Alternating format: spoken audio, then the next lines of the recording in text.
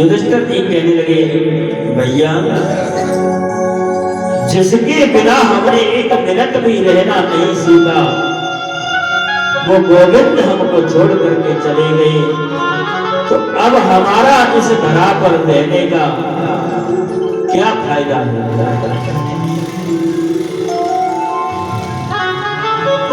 इसलिए छोटे से परीक्षित को और राजगद्दी देकर के उनको 4 उपदेश दिए। दान धर्मान, राज धर्मान, मोक्ष धर्मान विभाग। जो उपदेश भीष्म पितामह ने सरसैया पर पड़े हुए पांडवों को दिए थे। सरसैया पर जब भीष्म पितामह 27 दिन से पड़े थे, तो पांडवों ने उनसे कहा, महाराज कोई उपदेश करो। तब उन्होंने जो उपदेश दिया था, वही उपदेश आज पांडव अपने पौत्र परीक्षित को दे रहे हैं। क्या कहा था उन्होंने? कोई अन्याय होते हुए देखना नहीं चाहिए, अन्याय करना नहीं चाहिए, और शत्रु भी अगर शरण में आ जाए तो उसको क्षमा कर देना चाहिए। दान धर्मान, मोक्ष धर्मान।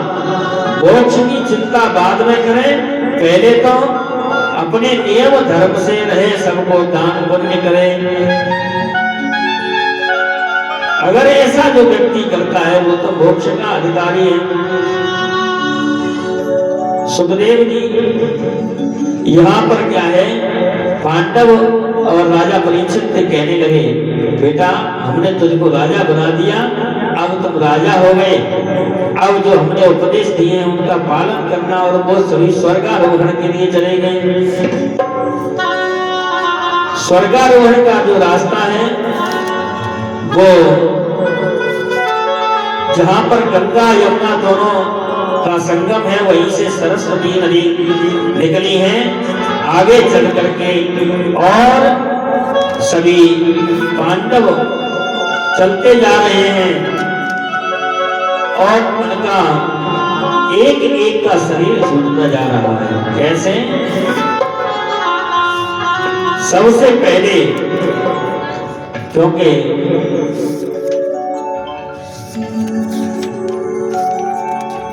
सबसे पहले थे युधिष्ठिर जी, उसके बाद में भीमसेन जी, तीसरे नंबर पर अर्जुन, चौथे नंबर पर नकुल सहदेव, और 5वें नंबर पर थे द्रौपदी। इस तरह क्रम से जा रहे थे सब लोग। तो सबसे पहले पतन हुआ द्रौपदी का। तब उन्होंने कहा, महाराज भैया ये द्रौपदी को क्या हुआ, पांचाली का पतन क्या हुआ? तब उन्होंने कहा, बोले भैया सशरीर स्वर्ग कोई नहीं जा सकता है। सशरीर स्वर्ग तो वही जाएगा जिसके मन में कोई कामना नहीं हो, जिसने कभी जीवन में कोई पाप नहीं किया हो, झूठ नहीं बोला हो। बोले अच्छा, तो बोले द्रौपदी ने कौन सा पाप किया था? बोले द्रौपदी ने पाप किया था, अर्जुन ने द्रौपदी को जीता था भाई, इसलिए हम पति तो इसके 5 थे, लेकिन इसका मन अर्जुन की तरफ ज्यादा आकर्षित था, क्योंकि अर्जुन ने तो बजरी की आग का भेदन करके उसको जीता था। लेकिन भैया ने वैसे ही, उन्होंने जैसे ही आकर के कहा, भैया हमने ऐसी अद्भुत चीज जीत करके लाएंगे तो प्रसन्न हो जाएगी। बोले 5 भैया बांट लो। तो इसलिए पति तो हम इसके 5 थे, लेकिन अर्जुन में इसकी विशेष प्रीति थी, इसलिए इसका पतन हो गया। नकुल सहदेव का पतन हुआ तो उन्होंने कहा, बोले भैया हमारे भीमसेन जी युधिष्ठिर जी से पूछ रहे हैं, क्योंकि पहले नंबर पर युधिष्ठिर जी है, दूसरे पर भीमसेन, तो पूछ रहे भैया जी हमारे भैया नकुल सहदेव ये इनका पतन क्यों हो रहा है, ये क्यों मर रहे हैं? बोले भैया ये भी सशरीर स्वर्ग नहीं जा सकते। बोले क्यों? इसका कारण एक है, क्योंकि ये दोनों अपने रूप सौंदर्य का अभिमान करते थे। इन दोनों को अभिमान था रूप सौंदर्य का, इसलिए इनका पतन हो गया। तीसरे नंबर पर अर्जुन का नंबर आया। अर्जुन का पतन हुआ तो भीमसेन फिर पूछने लगे इनका क्या हुआ? बोले भैया इनको अपने गांडीव का बहुत ज्यादा अभिमान था। एक बार तो इन्होंने भगवान कृष्ण के लिए भी कह दिया था, ब्राह्मण के पुत्र को बचाने के लिए अर्जुन से जब ब्राह्मण ने कहा तो इन्होंने कहा तुम क्या मुझको कोई कृष्ण बलराम समझ रहे हो? मैं कुंती पुत्र अर्जुन हूँ, मेरे धनुष का नाम गांडीव है, आप किसी प्रकार की चिंता मत करो। तो जब भगवान के लिए भी ऐसे शब्दों का उच्चारण करता है उसका वो शरीर कभी स्वर्ग नहीं जा सकता है।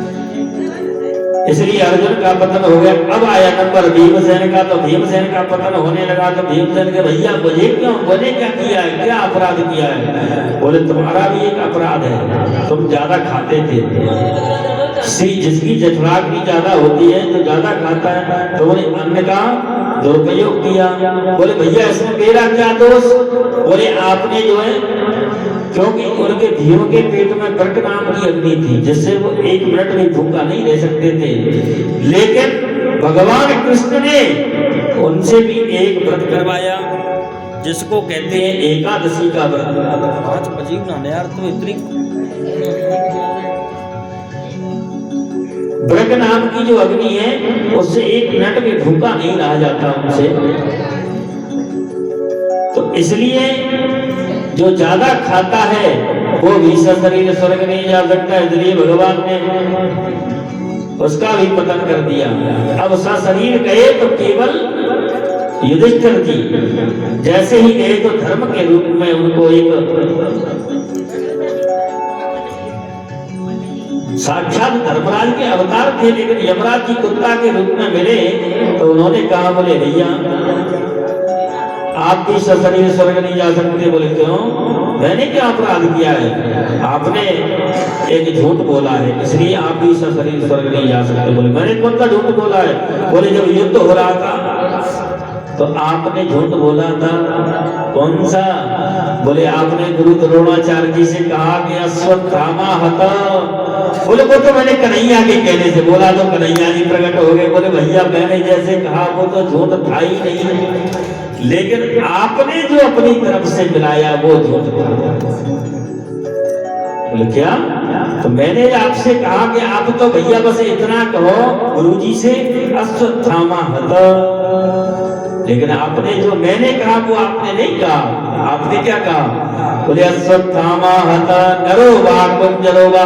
भैया मुझे नहीं पता हाथी बनाए के आदमी बनाए, क्योंकि उस समय पर युद्ध में द्रोणाचार्य जी ऐसे धनुर्धर थे, उनको पराजित करना किसी के बस का रोग नहीं था। लेकिन वो सिर्फ ऐसे भी परम संत हैं हमारे भारतवर्ष में जिन्होंने स्वयं अपने मरने की बात स्वयं बताई कि मैं कैसे मरूंगा। पांडवों ने कहा गुरुजी हमको एक बात बताओ आप कैसे मरोगे? तब द्रोणाचार्य जी कहने लगे भैया आप तो जानते हैं मेरे एक ही बेटा है और मैं कभी इसका अहित नहीं सुन सकता, इसके बारे में कोई गलत समाचार नहीं सुन सकता। तो उनको मौका मिल गया।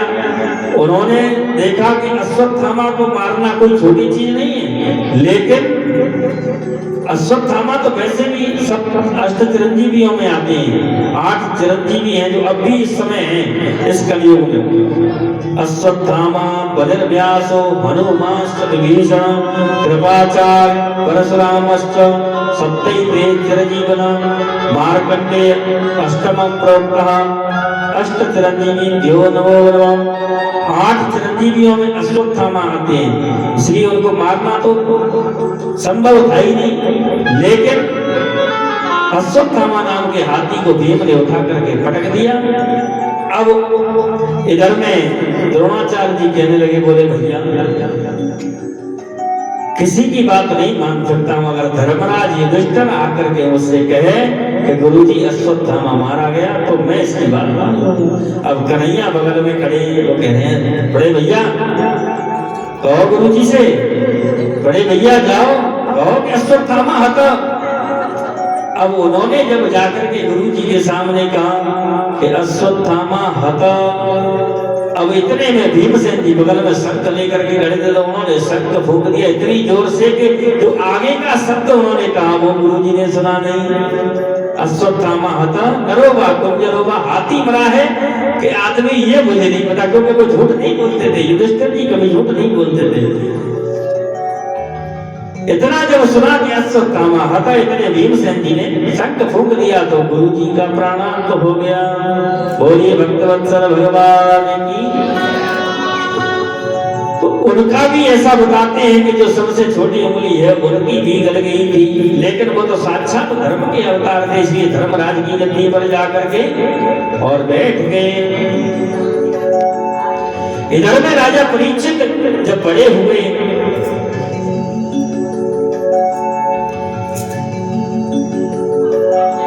राजा परीक्षित जब बड़े हुए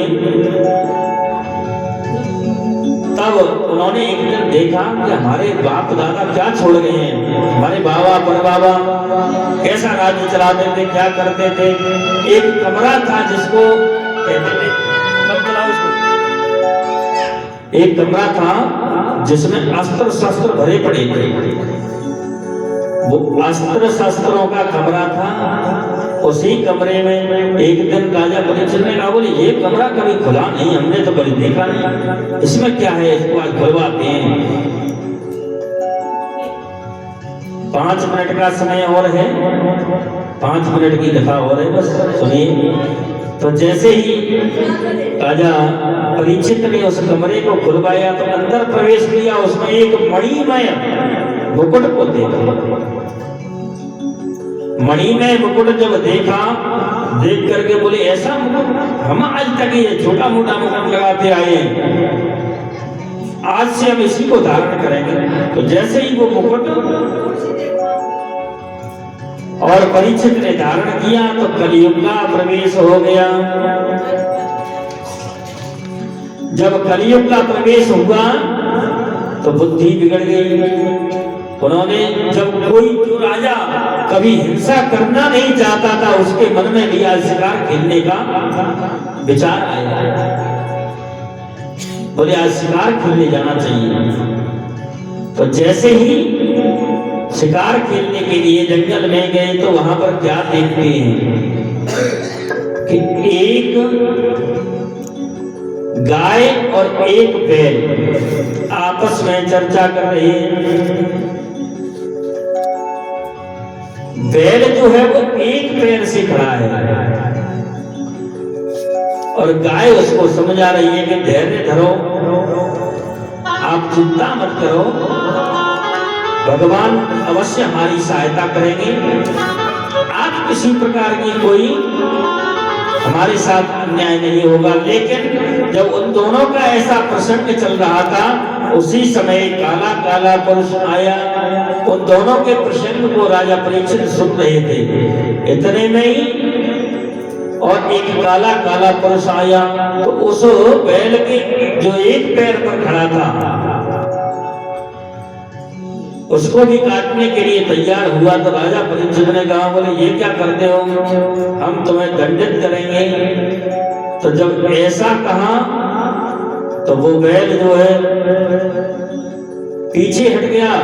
राजा परीक्षित ने देखा कि ये इसके पैर को काटने वाला है, तो उसको जब डांटा तो वो राजा के चरणों में गिर गया। और उस कलियुग का प्रवेश होने से, कलियुग कहाँ रहता है अभी आपको बताएंगे।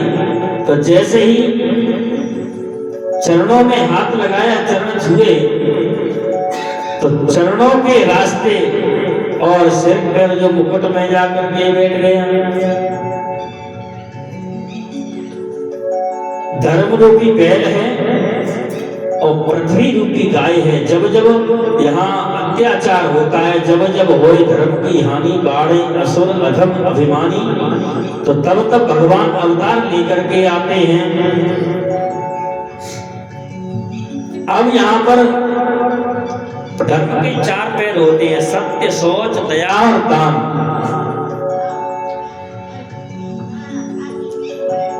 शौच कहते हैं पवित्रता को, सत्य, सोच, दया और दान। सत्योज्ञात धर्म का एक पैर चला गया सत्य, अब दूसरा आया युग तो उसमें दूसरा पैर चला गया दान, तीसरा युग गया तो उसमें दया चली गई, अब चौथा उसमें बचा शौच पवित्रता। कलयुग में केवल पवित्रता ही है। जो एक पैर से पैर खड़ा है वो कलयुग का एक पैर क्या है? पवित्रता। अब पृथ्वी रूपी गाय समझा रही है, बोले चिंता मत करो, आप धैर्य धरो, आपको हमारी और आपकी रक्षा के लिए भगवान अवश्य आएंगे। जब ऐसी बात कही, इतने में राजा परीक्षित ने उस कलयुग को जब डांटा तो उसने जो है बोले महाराज मुझको भी रहने की कोई जगह दो। बोले भाग जा मेरे यहाँ राज्य में से, तेरे जैसे दोस्तों के लिए मेरे यहाँ कोई जगह नहीं है। तो बोले महाराज मुझको भी कोई स्थान दे दो। तो उन्होंने कहा शत्रु भी शरण में आ जाए तो उसको भी माफ कर देना। तो उन्होंने कलयुग को माफ तो कर दिया। अब उससे कहा बोले तुम्हारे लिए 4 स्थान दिए, द्योतम पानम श्रियासोना, उनके लिए जहां जुआ खेला जाता है वहां तुम्हारा वास होगा। द्योतम पानम, जहां शराब पी जाती है वहां तुम्हारा वास होगा। श्रिया, जहां स्त्रियां अपनी निर्लज्जता को धारण कर लेंगी, क्योंकि जो स्त्री निर्लज्ज हो जाती है वो नष्ट हो जाती है।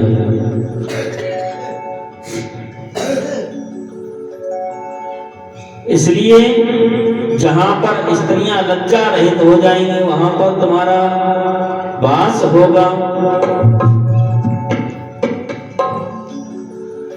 असंतुष्टा द्विजानष्टा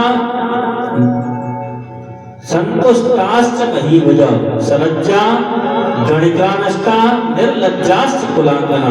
श्लोक आता है असंतुष्टा द्विजानष्टा, जो ब्राह्मण असंतुष्ट रहता है वो नष्ट हो जाता है। दूसरा, जो क्षत्रिय उनको कहते हैं राजा, जो राजा संतुष्ट रहता है वो भी नष्ट हो जाता है। ऐसा है राजा का छोटा सा राज्य हो, वो अगर उसका विस्तार नहीं करेगा तो दूसरे उसका राज्य छोटा रह जाएगा, अन्य राजा चढ़ाई कर देगा, उसको हड़प लेगा, तो इसलिए वो राजा नष्ट हो जाता है। असंतुष्टाश्च असंतुष्टा द्विजानष्टा संतुष्टाश्च महीभुजा, जो सलज्जा गणिका नष्टा, जो गणिका कहती है वेश्या को, अगर वो लज्जा करेगी शर्म करेगी तो वो नष्ट हो जाएगी। और हमारी माता बहनें जो सौभाग्यवती सलज्जा गणिका नष्टा निर्लज्जाश्च कुलांगना, जो कुलवती स्त्रियां होती हैं वो अगर लज्जा रहित हो जाएंगी तो वो नष्ट हो जाएगी। यहाँ पर चौथा 4 स्थान उनको दे दिए, द्यूतम पानम क्रिया सुना, जहाँ हिंसा होती है वहां पर तुम्हारा वास होगा। तो उसने कहा बोले भैया ये तो स्थान सब खराब दे दिए आपने, कोई अच्छा सा स्थान दो ना महाराज, आपके घर में हम भी पड़े रहेंगे। तब उन्होंने ऐसा कहा तो बोले आज के बाद सोने में भी तुम्हारा वास होगा। लेकिन गीता में भगवान ने कहा है धातु नाम अस्मि कांचनम, धातुओं में सोना मेरा रूप है। तो ये कहां से इन्होंने कह दिया कि सोने में चले जाओ, लेकिन फिर उन्होंने बताया जो अधर्म और अन्याय से, चोरी से, हिंसा से, लूट करके जो धन कमाया जाता है, ऐसे धन में, ऐसे सोने में मेरा वास होता है। इसलिए कहा है कि स्वर्ण की चोरी कभी नहीं करनी चाहिए। जब ऐसा कहा कि सोने में भी तुम्हारा वास हो, तो उसने कहा ये मेरा काम बन गया। कलयुग ने तुरंत चरणों के द्वारा मुकुट में पहुंच गया। क्यों कि जो मुकुट उन्होंने लगा रखा था वो मुकुट कोई पांडवों का मुकुट नहीं था, वो जरासंध का मुकुट था। जरासंध के मुकुट को परीक्षित ने लगा रखा था। क्यों? जब जरासंध को भीमसेन ने मार दिया तो उसके पुत्र को मुकुट देना चाहिए था, लेकिन भीमसेन ने कहा हमने जीता है, हम नहीं देंगे। तो भीमसेन जबरदस्ती लेकर के आए तो वो उनके आगे चल करके वंश का नाश करने वाला हो गया। तो इसलिए उस मुकुट में कलियुग का वास हो गया। अब जब कलियुग का वास हो गया तो राजा वहां से जब चले, आगे चल करके समीप मुनि तपस्या कर रहे थे, वो अपने निर्गुण ब्रह्म की समाधि में बैठे थे। यहाँ पर आगे चलकर क्या होता है, जो राजा कभी किसी का अहित नहीं करता था, किसी संत ब्राह्मण का अपराध नहीं करता था, हमेशा संत ब्राह्मणों का सम्मान करता था, ऐसा राजा समीप मुनि के आश्रम पर पहुंचा। बोले महाराज, दो चार बार जब आवाज लगाई तो समीप मुनि तो ध्यान में मग्न थे, उन्होंने नहीं सुना। बोले बाबा देखो कितना ढोंग बना रही है, ढोंगी संत है, ऐसा कहने लगा। बोले महाराज हम राजा परीक्षित बोलते हैं, प्यास लगी है, जल पिलाओ। अब समीप मुनि जब इस लोक में हो तभी तो सुने, वो तो ब्रह्म के ध्यान में लगे हुए, उनको कुछ पता ही नहीं है कौन राजा आ रहा है कौन जा रहा है। ये सब देखा तो परीक्षित ने कहा बोले ये तो हम इनका पालन पोषण करते हैं, उनके अंदर फिर अहंता भी आ गया कि हमें इनका पालन, हमारी राज्य में रहते हैं, हमको ही जल नहीं पिला रहे हैं। तो उन्होंने देखा सामने तो एक मरा हुआ सर्प पड़ा था, और बाण की नोक से उठा करके और सभी मुनि के गले में डाल दिया, डाल करके चले आए। वहां शिष्यों ने देखा अरे गुरुजी के गले में मरा हुआ सांप डाल दिया। तो शिष्यों ने जाकर के और नदी किनारे उनका समीप मुनि का पुत्र था ऋषि श्रृंगी, श्रृंगी ऋषि को जाकर के बताया कि तुम्हारे पिताजी के गले में एक राजा मरा हुआ सर्प डाल गया। उसने ये तक नहीं देखा, क्यों नहीं सुना न देखा, क्योंकि कलियुग का प्रभाव था, कलियुग आने वाला था, इसलिए उसने किसी की बात को नहीं सुनने दिया, न किसी को देखने दिया।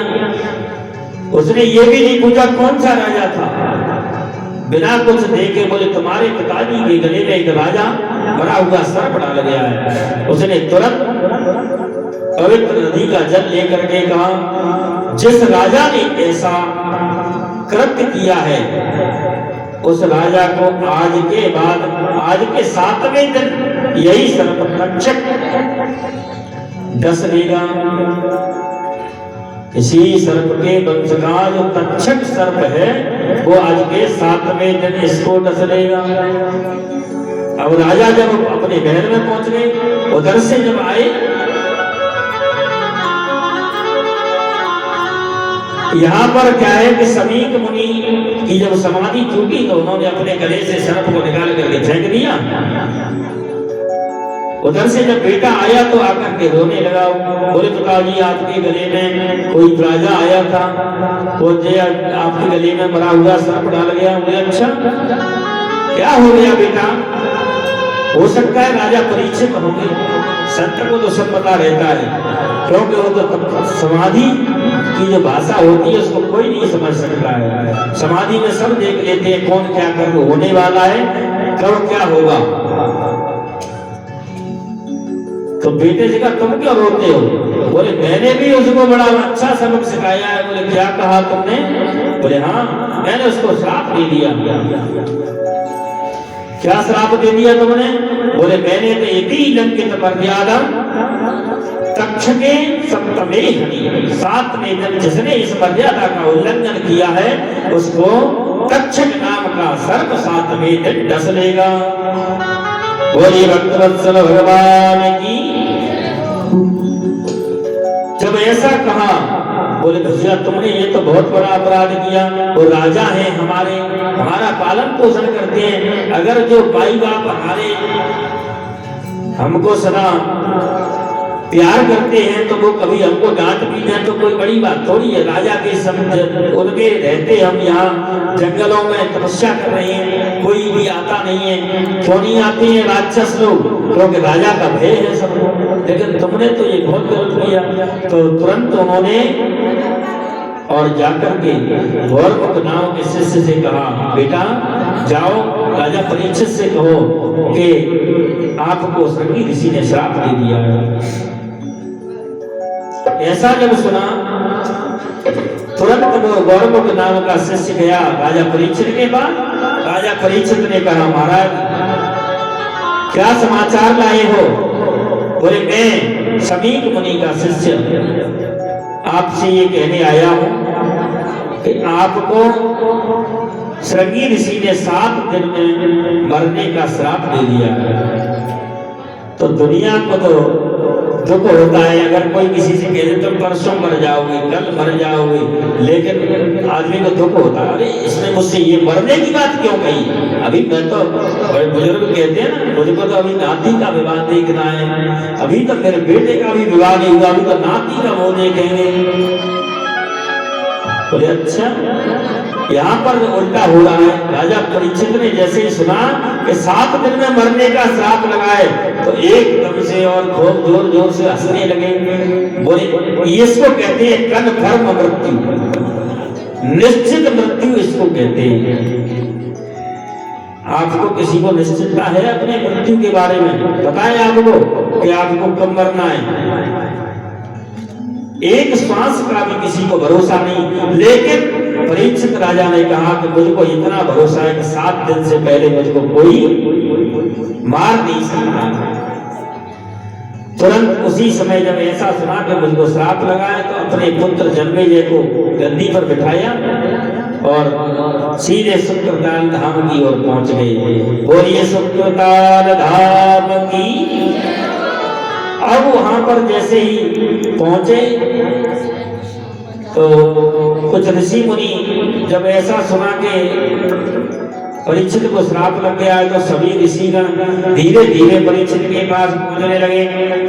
अब परीक्षित ही हाथ जोड़ करके बैठे हैं तो उनसे केवल एक ही प्रश्न कर रहे हैं कि महाराज जल्दी मरने वाले को क्या करना चाहिए? म्रियमाणस्य सर्वथा, ऐसा कोई कर्म बताइए जो जल्दी मरने वाले की मुक्ति कैसे हो, जल्दी मरने वाला हो उसको क्या करना चाहिए?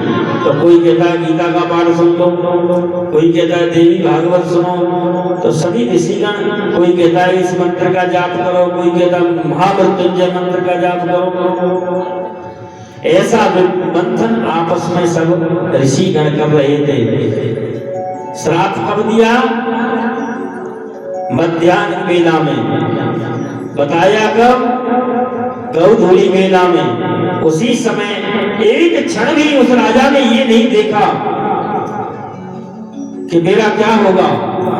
तुरंत उसी क्षण ये अपना भरा पूरा राज्य, जिस तरह से राम जी को पता चला ना कि मुझको पिता दीन मोहि कानन राजू, पिताजी ने मुझको वनवास दे दिया है, उसी समय उसी क्षण उस राज्य को छोड़ दिया। इसी प्रकार से राजा परीक्षित ने भी उस राज्य को छोड़ दिया।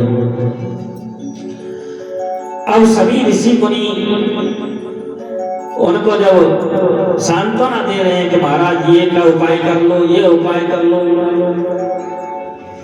तो उन्होंने जो है कहा महाराज क्या करूं क्या नहीं करूं। बहुत परेशानी जब हुई उनके सामने, कोई उपाय नहीं सूझा, तो उन्होंने देखा कि जो अब वहां पर सुखदेव जी महाराज गुफा में बैठे निर्गुण ब्रह्म की समाधि लगाए हुए, उन्होंने व्यास जी से भागवत सुन ली, अब लेकिन सुनाई किसी को नहीं। तो इसलिए निर्गुण ब्रह्म की समाधि में जब बैठे तो उसमें ऐसा बार बार प्रतीत हो रहा कि चलो परीक्षित के पास, चलो परीक्षित के पास। क्यों? क्योंकि वो भी तो भगवान का अनन्य भक्त था। परीक्षित भी कोई हल्का फुल्का भक्त थोड़ी था। वो ब्रह्मराज थे तो वो भी विष्णुराज था, दोनों के नाम भी थे, जिन्होंने गर्भ में ही और भगवान का दर्शन कर लिया था। तो उनको बार बार यही आदेश मिल रहा था कि आपको अधिकारी शिष्य मिल रहा है, सुखदेव जी जाओ और भागवत की कथा परीक्षित को सुनाओ। बोलिए वृंदावन हरिलाल की।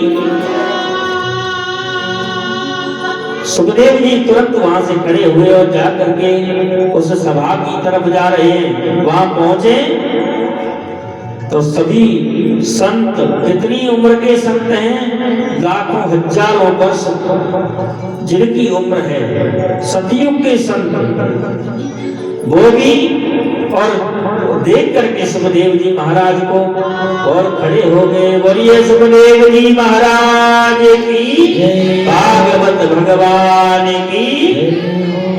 सुखदेव जी को देख करके सभी संत लोग खड़े हो गए। राजा परीक्षित ने सुंदर आसन दिया।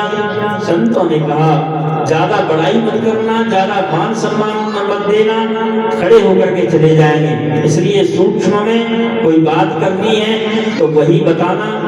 आज सुखदेव जी महाराज और राजा परीक्षित को कथा सुनाने के लिए आ गए हैं। अब यहीं पर कथा का विश्राम होगा।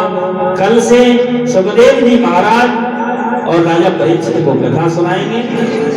बोलिए वृंदावन बिहारी लाल की।